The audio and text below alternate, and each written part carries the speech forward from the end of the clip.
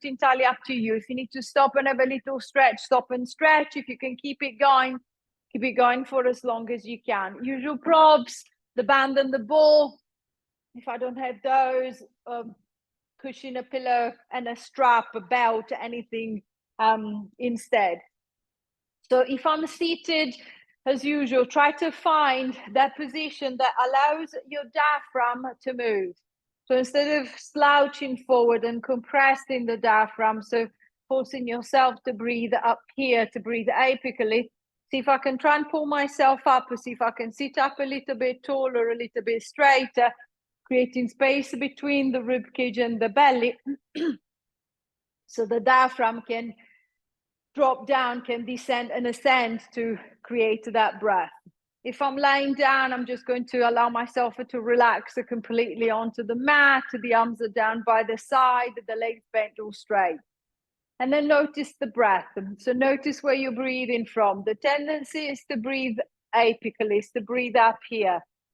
A breath there, yes, allows me to breathe. The problem is that it's not a breath that allows me to relax. It keeps me into a fight and flight mode. It keeps me into a sympathetic system, nervous system. So see if you can think of the breath dropping from the top of the chest down into the rib cage and into the belly. So every time that I breathe in, I can feel the rib cage and the belly expanding out together. And then as I breathe out, they're just relaxing. So see if I can soften through the chest, the collarbones, the shoulders, the neck, and then allow the breath to drop down into the belly. And then at the same time that I'm trying to calm down the breath, to calm down the nervous system with the breath, running a quick scan over the body. So if I'm seated, just notice the pressure under the seat bone, the pressure under the feet, the position of the shoulders, the position of the head. Am I straight? Am I slightly twisted? Do I feel more weight on one side and then the other? If I'm laying down, feel the pressure, compare the pressure between the two sides of the hips, the shoulders, position of the head, the position of the arms and the legs. I'm not trying to change anything, just noticing where everything is and how I feel to begin with. Is there any discomfort anywhere? Is there any niggle, any tightness anywhere? So as I feel the breath is a little bit calmer, the body feels a little bit more settled into the position, I'm going to start working on the shoulders. I'm going to start elevating and depressing. I'm going to shrug the shoulders up to the head, elevating the shoulders, and then pressing them down and away, depressing them. So think of the shoulder blades like two little cards that are just kind of like running up and down the back of the rib cage. Same as usual, especially if I'm seated. If I exaggerate the position and push the shoulders back, as I drop the shoulders down, it'll pull me backwards into extension. If I exaggerate and lean them forward, it'll pull me down into flexion again. So see if you can try and find a position somewhere in between the two extremes that allows me to move the shoulders up and down with an even pressure between the front of the chest and the back of the shoulder. I'm able to keep the spine in neutral. I'm able to keep the spine in vertical if I'm seated, and then the shoulders are moving up and down. If you're laying down, just using the mat as a guidance, I'm just going to drag the shoulder blades forward and back along the mat. 4, 3, 2, 1, and releasing back, adjusting the shoulders, adjusting the arms, and then from elevation, depression, I'm going to go into protraction, retraction. So I'm going to pull the shoulders forward as if I was trying to bring them together in front of me, and then I'm going to squeeze them back. So I'm going to squeeze them forward and then squeeze them back, encouraging a little movement through the upper back as well, a little extension as I squeeze the shoulder blades together, and a little flexion as I pull them at the front. If you're seated, just notice the movement, making sure that the lower back is not getting involved. So I'm not flexing through the lumbar. I'm just trying to move it through the shoulder girdle and the thoracic spine. So it's a nice easy squeeze at the front and a nice easy squeeze at the back. The shoulders are keeping down, so there is no tension. Lifting up into the neck. 4, 3, 2, 1. And releasing back. Returning the shoulders back to the middle. And then I'm going to try and combine the 4 directions together. So the up and down, the forward and back. I'm going to go into circles. So I'm just going to pull the shoulders forward. I'm going to lift them up to the head. I'm going to push them back and drop them down and then forward and round again. So think of the biggest circle you can draw with the shoulders. There will be all sorts of scrunching and clicking noises. As far as there is no pain with that, I'm going to keep the movement nice and big. If there is pain, if there is discomfort, I'm just going to ease off on the size of the movement. Just make it smaller, making sure that it's not causing pain. 3, 2,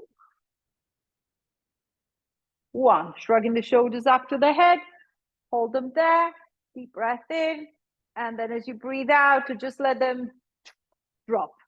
Then again, squeeze them up. And just let them drop. One more time. Lift them up. Let them drop. Keep them there nice and heavy, nice and loose. And then I'm going to start working on the shoulder joint this time. So shoulder girdle feels a little bit looser, hopefully. I'm going to start raising the right arm up in front. Same as usual, think of the arm moving into the shoulder socket, not the shoulder moving with the arm. So think of the shoulder keeping down and away from the head. It's just the arm that is lifting. So it could be a very little lift. It could be a very big lift. It doesn't matter. I'm not forcing it. So let the arm float up. Imagine to be holding a balloon that is just carrying your arm up, and then you're just pulling it back down. And then as I'm moving one arm at a time, I feel my left shoulder is a bit tight, it's a bit sore. I'm going to keep the movement a little bit smaller on the left. My right shoulder is okay, so I'm going to go nice and big on that side. So changing, differentiating the movement from side to side if I feel that I need to. Also play with the position of the hand. Sometimes keeping the hand facing forward or turning the palm to face in, it changes slightly the position the arm inserts into the shoulder socket. So I might find that with my hand facing in, the movement feels actually smoother. Or if with my palm facing forward, it feels better. To see if I can keep it smooth, making sure that it's not grinding on the shoulder, it's not creating pain in the shoulder. 3, 2, 1. And releasing down. Relaxing through the shoulders, relaxing through the arms. And then I'm going to change the direction of the movement. Instead of a front raise, I'm going to go for a lateral raise.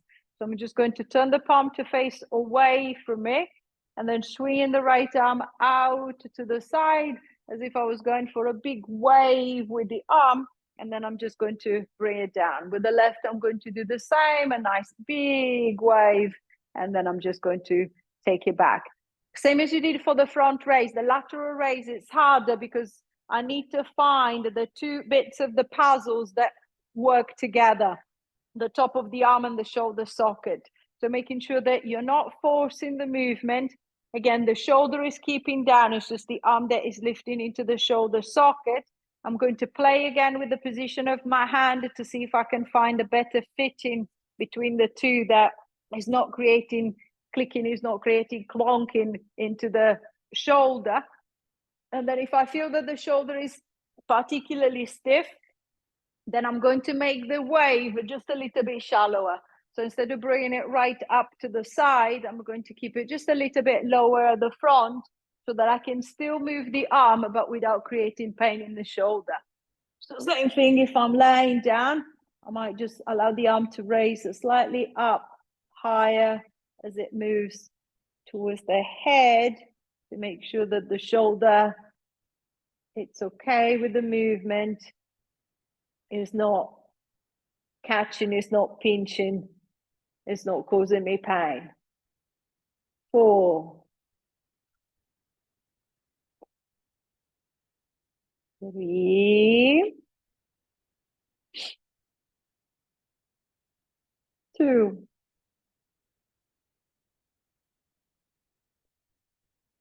1, and releasing back, relaxing the shoulders, relaxing the arms, and then I'm going to see if I can try and get the brain work with the body. So what I want is for one arm to come up with a front raise, and then one arm to go out into a lateral raise. So I'm going to take my right arm up to the front, and then the left arm out to the side. Then I'm going to bring them back, and then I'm going to switch the left to the front, the right to the side, and then switch. If you're down on the mat, just focus on the position of the arm. So I want to send one straight up to the ceiling, while the other one, with the other one, I'm kind of like wiping the floor next to me. If I'm seated, the best way to keep the coordination going, think of one arm is clearly in front of me, so I can see all the time, while the other arm is moving in the peripheries, moving somewhere around the side. I can just about to see it with the corner of the eye. So switching from one side, coming back, over to the other side, coming back, over to the other side. 6, 5, 4, 3, 2, 1, and releasing back. Relaxing the shoulders, giving the shoulders a little bit of a roll, resetting the position. So a little bit more movement into the shoulder joint. I'm going to see if I can create a little bit more movement into the upper back. I'm going to start with a little rotation. So I'm going to reach the arms to the front. I can keep the hands together. I can keep the hands apart. It doesn't matter. If I can keep them together, it's nice because I can pull with one onto the other to create a little bit more stretch around the shoulder, around the back. And then I'm just going to start swinging the arms from one side over to the other. Rotating to the right, rotating to the left. Think of the shoulders keeping at the same height. So as whether I'm turning right or whether I'm turning left, the shoulders want to be level.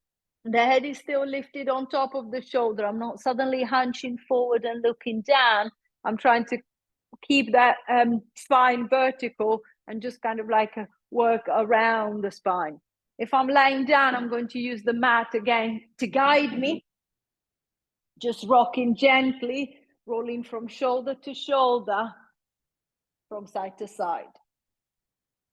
6, 5, 4, 3, 2, 1. And releasing back. Returning the arms back to the middle, relaxing through the shoulders. From rotation, I'm going to go into a little lateral flexion. So if I'm laying down, I might want to use one hand to support the head. With the other arm, I'm just going to reach down the side as if I was trying to reach towards the foot, then switch arms, and then I'm going to flex down the other way. So I'm going to go from side to side. A little tension into the side of the belly to pull me from side to side. If I'm seated, I don't need to support the head as the head is on top of the shoulders. So it should be quite comfortable in that position. I'm just going to start flexing from side to side. Imagine to have your back against the wall, your hips, your shoulders, and the back of the head. I want to keep the back against the wall as I'm moving from one side to the other. So I'm not suddenly leaning backwards. I'm not suddenly leaning forward. I'm not twisting around. I'm just moving side to side. I can feel the nice easy flexion into the side of the rib cage. The ribs are pulling away from each other's intercostal muscle stretching, the side of the waist is stretching, and then I'm going to do the same thing the other way. If I feel comfortable enough to increase the stretch, then I'm going to add the arm. So with one, I'm going to reach down, with the other arm, I'm going to reach over. Then come back, with one, I'm going to reach down, with one, I'm going to go over. So trying to create a little bit more traction down the side of the body, easing back, and then see if I can create the same the other way. 6, 5, 4, 3, 2, last one, and releasing back, relaxing the shoulders again, releasing through the back. There's a little bit more movement through the upper back. I'm going to focus on the lower back, starting off with a little pelvic tilt. If you're seated, think of sitting yourself right onto the seat bones, so I can really feel the 2 pointy bit of the seat bones pressing down into the chair, pressing down onto the stool. I'm going to tilt the pelvis back, so I'm going to tuck the tailbone under. I'm going to tilt the pelvis back as if I was trying to put the back of my hips down on the chair, and then I'm just going to pull myself back up. So I'm going to tilt and release that tilt. As you tilt back, think of the belly, the corset tightening through the middle. So I'm just going to try and draw the belly in. I don't want the belly to push out. So I'm just going to rock back and then forward, rock back and forward. It's nice and easy trying to massage the lower back. The movement is just on the lumbar, not the thoracic. So I'm not going to go back so far that I feel that my upper back start arching as well. So the upper back is staying pretty still. It's just the lower back that is moving. If I'm on the mat, then using the mat to actually guide the movement. So as I tilt back, as I should be pressing down into the mat. As I tilt forward, I'm lifting away. So going back, coming forwards, the gentle rocking, little posterior tilt, back into neutral, a little posterior tilt, back into neutral. See if I can create that tension at the front of the belly, keeping the legs nice and relaxed. So I'm not pushing harder through the feet. I'm not squeezing with my bum. I'm trying to keep it as loose as possible into the legs. 3, 2, 1. And then coming back to the middle. Returning yourself back into your starting position. And then this time I'm going to go into a little hip hinge. The same lateral flexion that I practiced from the top, I'm going to repeat it, but trying to work from the bottom half of the body. So I'm going to hitch my left hip up towards the left side of the rib cage, and then I'm going to hitch the right towards the right. So if I'm laying down, the pelvis is still flat against the floor, but it's kind of like a swinging gently from side to side. So I can feel a little tension on the right side of the belly, then the left, then the right again, then the left again. I'm not forcing. I'm trying to loosen up the back, is trying to get some more movement into the back. If I'm seated, imagine to be walking your seat bone up and down the chair. So I'm going to try and hitch up on the right seat bone is trying to lift away, drop it back, hitch up on the left, and then down again. So a little hitch on the right, a little hitch on the left. So I can feel a little tension on the right side of the belly, then the left, then the right again, then the left again, then the right again, then the left again. 10, 9, 8, 7, 6, 5, 4, 3, 2, 1, and easing back to the middle, adjusting the hips, so releasing the lower back, So it's a little bit more movement down into the lumbar. I'm going to focus on the hips, the same as I did for the shoulder. I'm just going to try and work easy direction first and then trying to mix them together. I'm going to start with a little opening and closing. I'm going to focus on the right leg. I'm going to try and shuffle the legs nice and close together. See if I can get the knees to touch.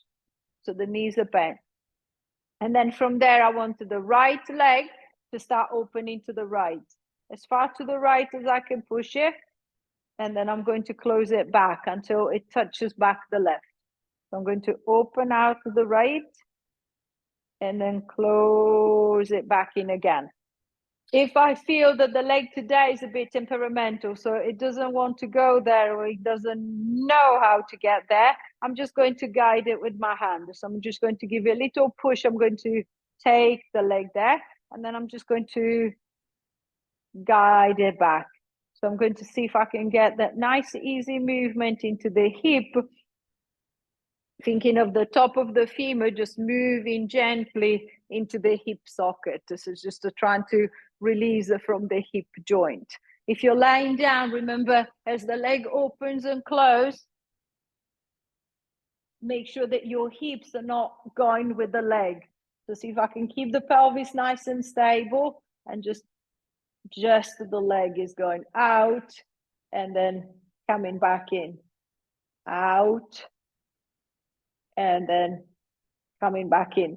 Each time, see if I can bring it in to touch the left so the movement is not getting shorter and shorter every time. 4,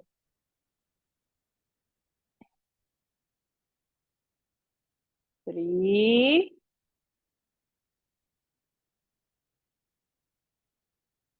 2,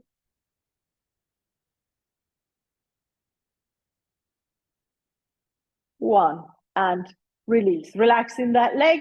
I'm going to try the same thing with the left side. So I'm going to hold my right nice and still, and then I'm going to start opening that left. I want the hips to stay nice and still. I don't want my hips to roll to the side. Squeeze them back together. So same as you did on the other side. If I feel that I need a little assistance, I'm going to use the hand to assist the leg into the movement. If I feel that I don't need that assistance, I feel that I've got enough, I'm just going to work without the hand. Each time aiming for the leg to squeeze all the way back into the starting position before I push it back out again. 5,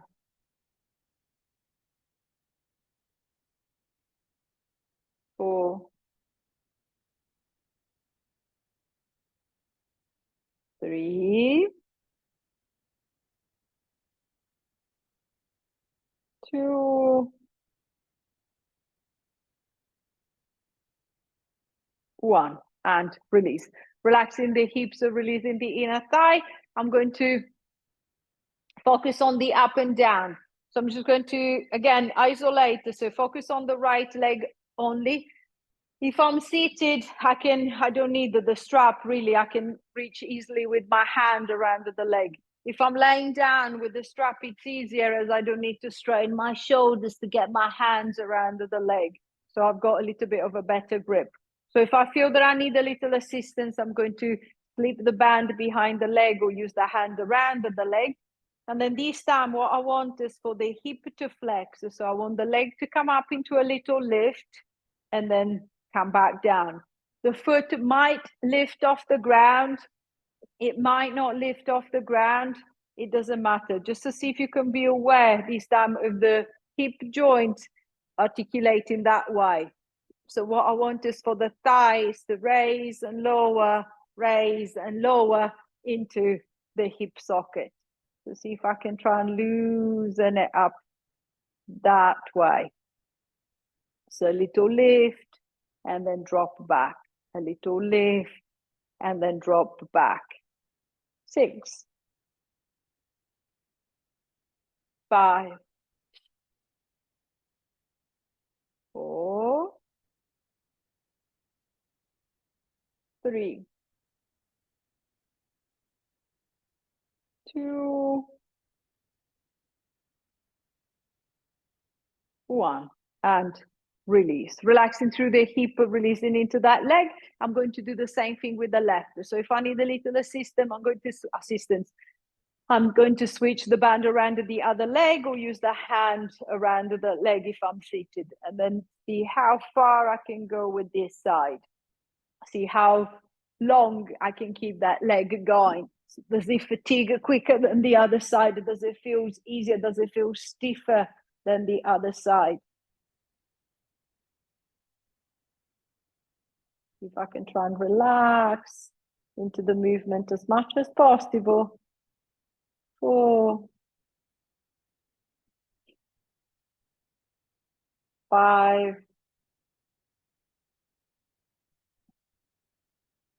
6,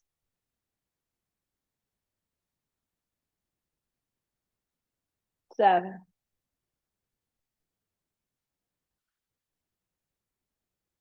8, 9,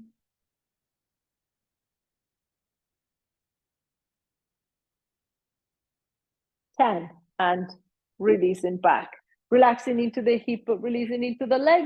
Same as we did with the shoulder. What I want is to mix the 4 directions together. So I'm going to turn the up and down, side to side, into a circle. So imagine to have a pencil strapped to the tip of the knee. I'm going to start to draw in a circle with that leg up in front of the hips. So if I'm lying down, I want the circle to be up on the ceiling, above the hips, above the belly. However small or big it works for the hip. If I'm seated, I want to draw the circle on the wall opposite in front of me. So same as before, I might be able to lift, I might not quite be able to lift the foot. It doesn't matter, just to see if I can feel that leg turning into the hip socket, turning a little bit more. 5, 4, 3, 2, 1. Then reversing the circle, going the other way. If you need the rest, to take the rest. So just remember which direction you're going so you can come back to it later. 2, 3, 4, 5, 6, 7, 8, 9, 10, and releasing back. Relaxing the hip, relaxing the leg. I'm going to try the same circles on the left side. Same as I did on the right. Imagine that pencil to the tip of the knee. See if you can start drawing the circles in front of you. So up on the ceiling if I'm lying down, on the opposite wall if I'm seated up. 5, 6, 7, 8, 9, 10. Reversing the circle, going the other way. 1, 2, 3, 4, 5, 6, 7, 8, 9, 10, and releasing back. Relaxing the hips, releasing the leg. So it's a little bit more movement into the hip joint. It's a little bit warmer through the hip joint. I want to put some load into the legs. So I'm going to set the feet to about hips width apart. It's maybe a little bit wider. If you're seated, just bring the feet a little bit closer to the chair. And I'm just going to lean forward. Imagine to be shifting the weight from the chair into the leg. I'm going to come forward into the leg and then think of a little push through the leg, a little squeeze with the back of the bum as if I was trying to lift off the chair. And then I'm just going to sit back on it. So I'm going to come forward, this little squeeze to lift up and then drop down. I might be lifting off the chair. I might not be able to lift completely. It doesn't matter. Just to see if you can think of a little squeeze coming from the back of the hip that is kind of like a guiding me in that direction, taking me in that direction, feeling a little weight through the legs. Just make sure that as you're loading the weight into the legs are not buckling. So think of the knee position. Try not to let the knees drift together.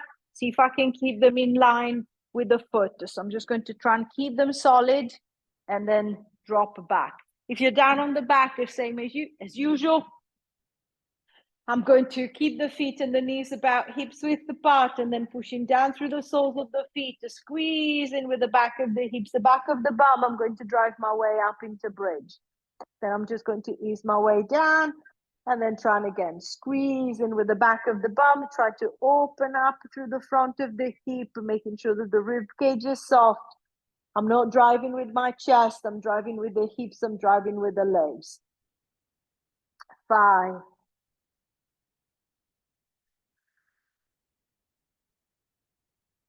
4,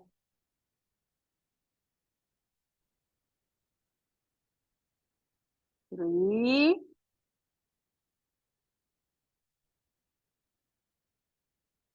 2,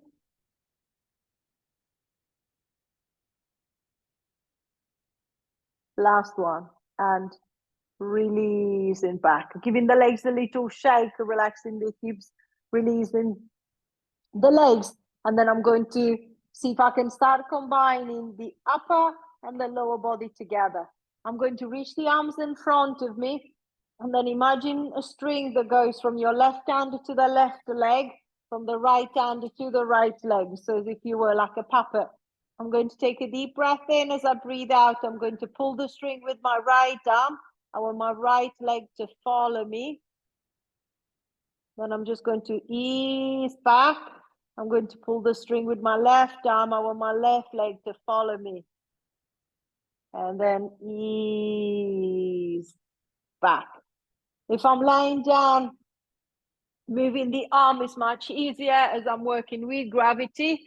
If I'm seated, the arm is perceived a lot heavier. So it doesn't matter if the movement is more small. Just make sure that as you're taking the arm up, again, the shoulder is not shrugging. I'm not creating tension into the neck. So see if I can keep it floating, same as we did at the very beginning. And then with the leg, if the foot lifts off the ground, great. If it doesn't matter. I'm trying. Picture your thigh. I want my thigh to move towards my chest. So I want the front of my hip to close. I want the muscles deep into the hip joint, the hip plexus to tighten up and then pull on the thigh to help me lift it and then put it back down. 6, 5, 4, 3,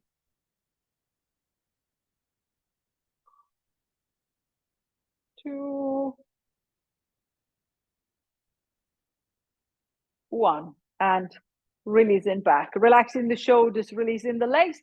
I'm going to try one more time, but I'm going to switch the strings. So imagine the string that connects your right hand with the left leg and the left hand with the right leg. So the string is crossing over this time. So it's opposite arm and leg are going up. And then notice the movement. And sometimes as we go into opposites lift, it feels different. It might feel better. I wasn't able to lift it before. It feels a lot easier now. Or vice versa. I felt a lot easier before. It feels like impossible now. Just notice if there is any difference in lifting the leg. 5,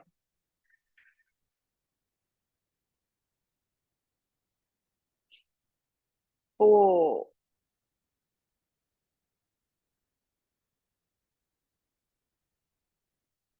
3,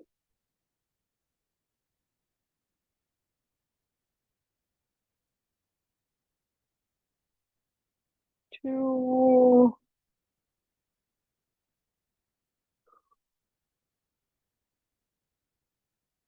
last time.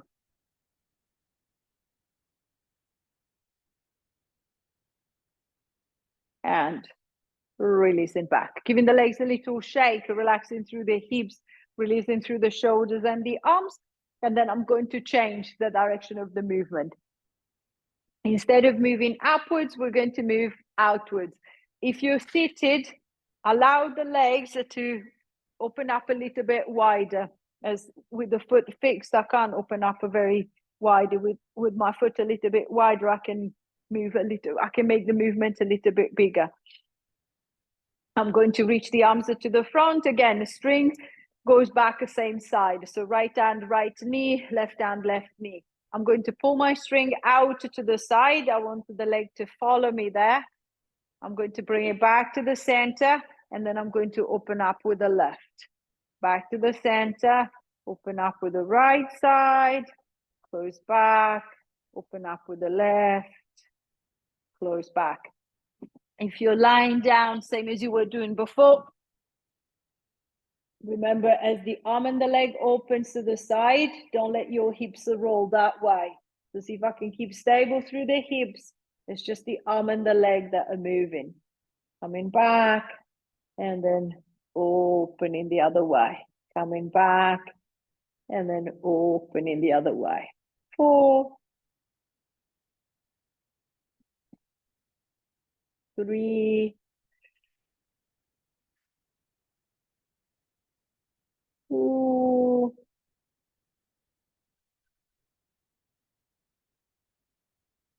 1, and releasing back.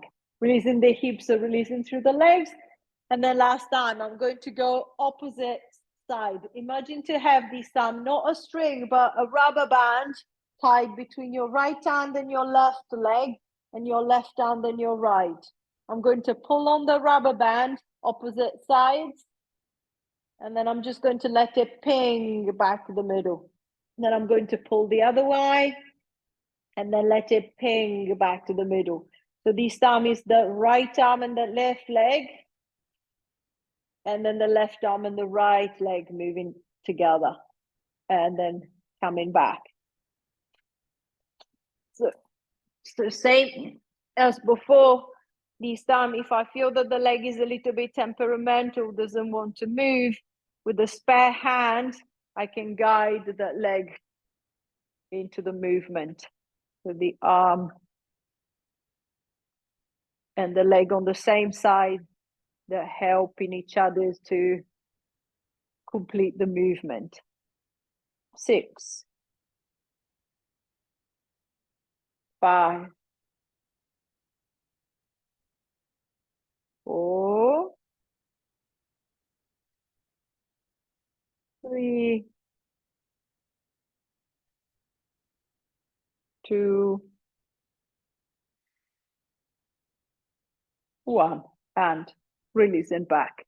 Releasing through the shoulders, releasing through the legs. If you're laying down, rolling over onto the side, and then slowly pushing yourself up into sitting.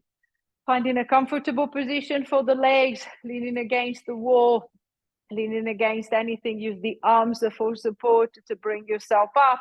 And then same as you did at the beginning, think of that length through the spine. So I'm going to try and lift up as tall as possible.